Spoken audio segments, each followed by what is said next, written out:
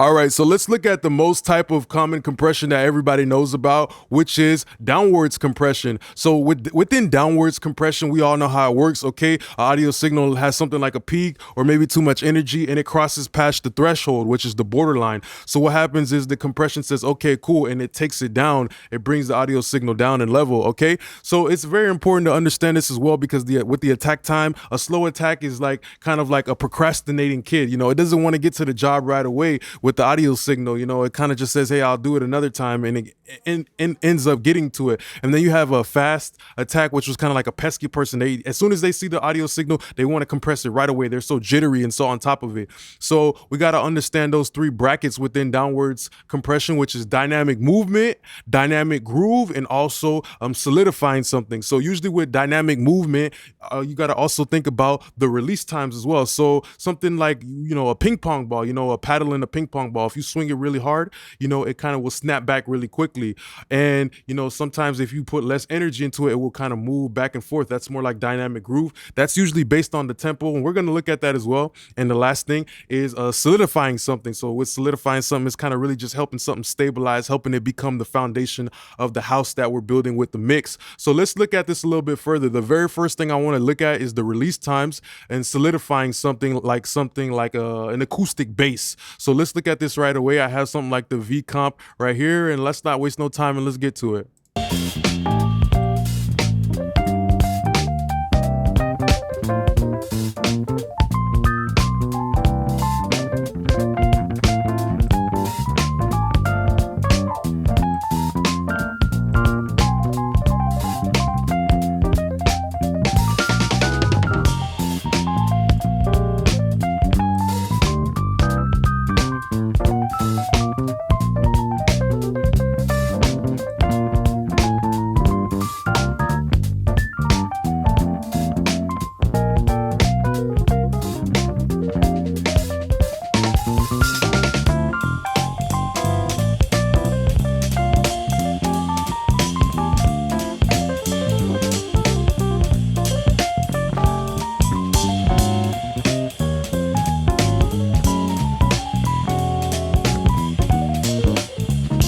All right, so as I'm cycling through all of those release times, just pay attention to how the way the bass is talking to you is different. When I had it on that quick release, you hear boom, boom, boom, boom, boom, boom, boom, boom, boom, boom, boom. The bass just sounds so happy just because now you can hear more of the notes moving in between. Sometimes that might be good for depending on what song it is. If it's more like a funky, groovy song, but this is more like a old school type of jazz song. So I use something like the release time, which is automatic, and the automatic release is pretty good. It kind of has program dependent essentially. It goes based off the signal. It has like a little bit of look ahead and everything. But usually, with the basses, I tend to go with slower releases. And the reason why slower releases just work a lot better for basses because of the way that low end energy travels. It's not something that you can really hear. Like low end is not something you can hear. It's more something you feel through vibrations, like through the speaker in your car or the way the table is shaking. It's more something that's felt than anything. It's not something that you can really hear just because, just the nature of the way that the waves work. It's very slow and it very builds up gradually. It's kind of like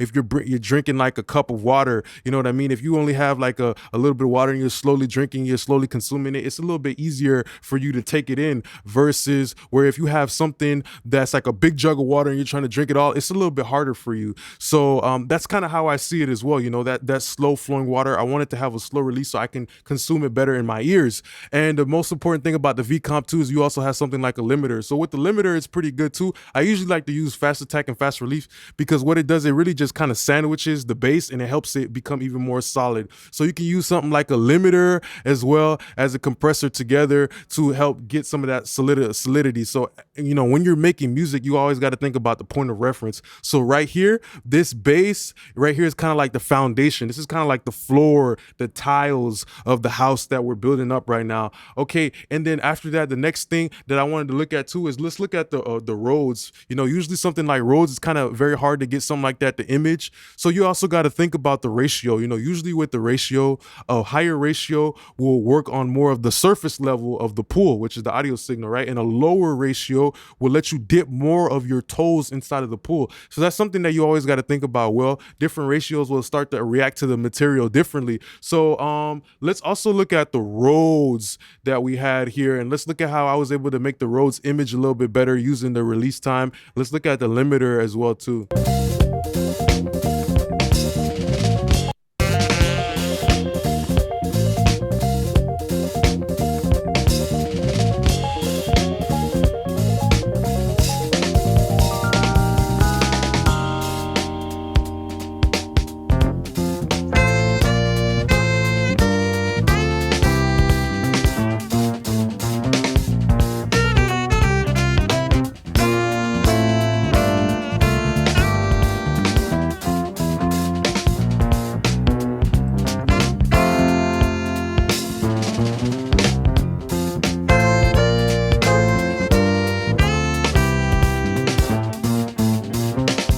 So as you could kind of feel right here in a situation like this, like the Rhodes becomes a little bit more solid, and that's always coming back to like the frequencies as well, because now you're seeing a situation where it's like the whole way that the low end is shaping of the whole jazz record and everything like that. That's something also very important to pay attention to. So let me play the Rhodes over here a little bit.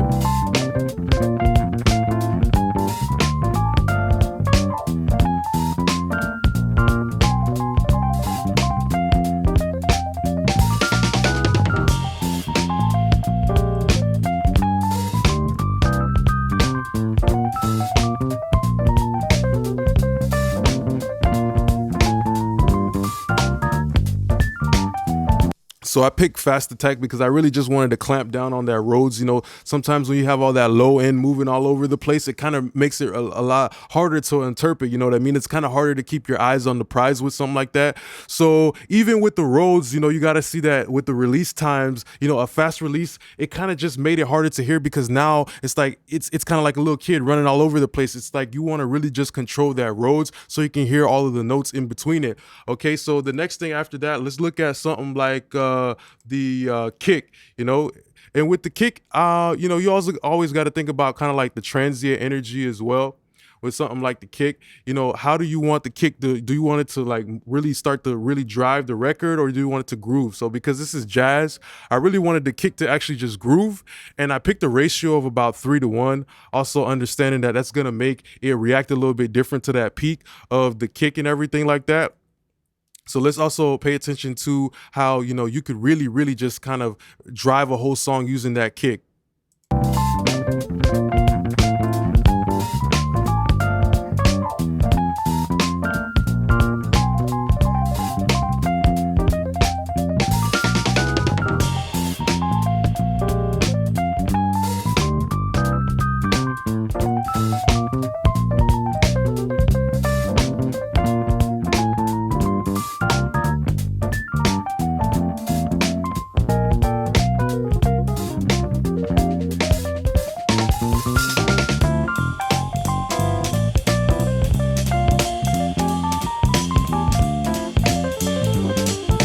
So I found like in a situation like this, because I want a little bit more dynamic movement, using something like a faster release on a kick is a little bit better, because with the kick, like as you can see, like the waveform right here, it's boom, boom, boom, boom. It's more of a transient. So usually like a faster release is a little bit better for that, because it's really just helping the kick like boom and like really move and groove and kind of be like the overall foundation for the whole mix. So yeah, that's what I'm trying to help you guys understand.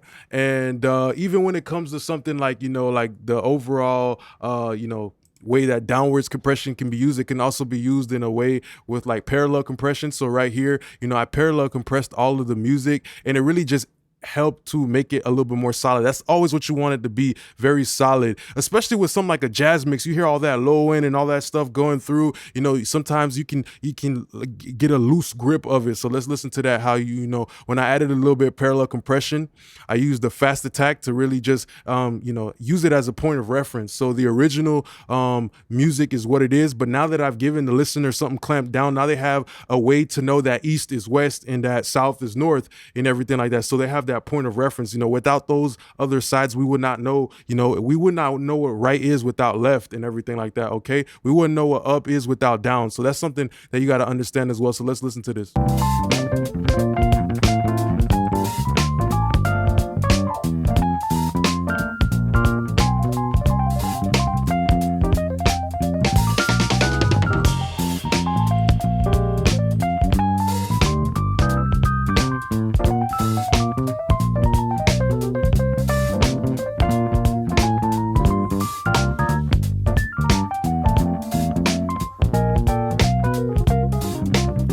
So with a little bit of that parallel compression, now you kind of definitely hear some of the higher end of the Rhodes a little bit, you know, a little bit better. And it just overall makes it more organized. So that's what downwards compression can be used in a parallel compression sense. So even though that this is not like a hip hop song, this is more of a jazz. That's why I like jazz a lot, because, you know, hip hop came from jazz and everything like that.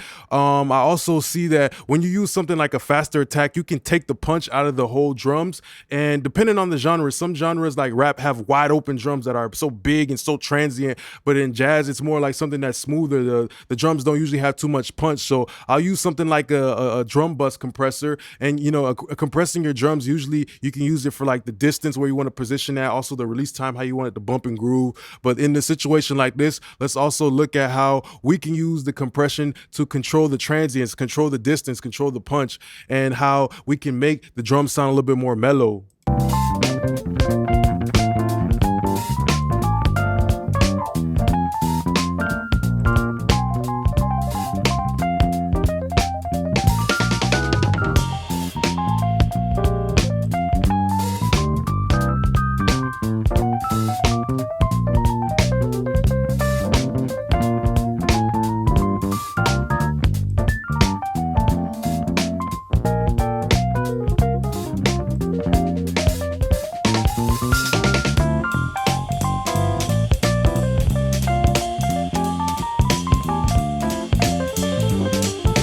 So that's pretty important to know, you know, just you just paid attention to how like the mood of compression has changed. Like that's what I'm trying to tell you, that compression is a language. You hear how now the drums are talking to you different without like that peak kind of like compression, that peak limiting situation I had right there.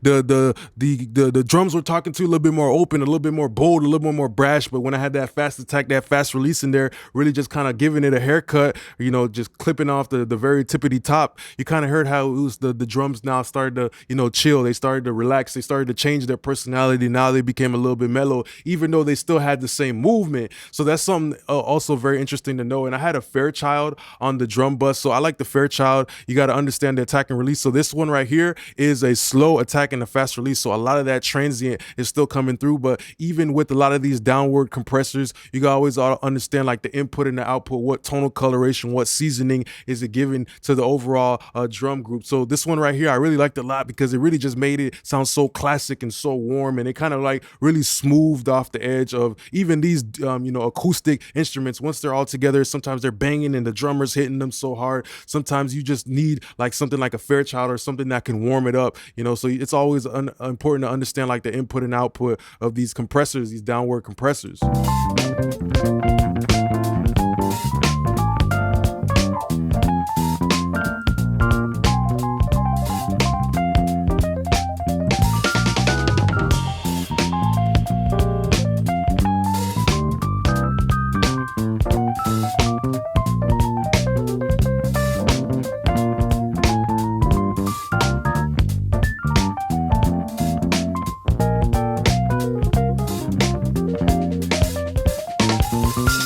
So the Fairchild, just understanding the components, it just added a nice little brightness to the drums. And then even the tube circuitry and all those transformers, all that way, to help the kick hit a little bit harder. You hear the snare sounds a little bit fatter, and all of that we're doing just like what, a half a dB of compression. So let's go ahead and jump into the next video, which is going to be about downwards expansion. This was the very first type and most commonly known type of compression, downwards compression. So let's go ahead and jump into the next one, which is downward expansion, and continue.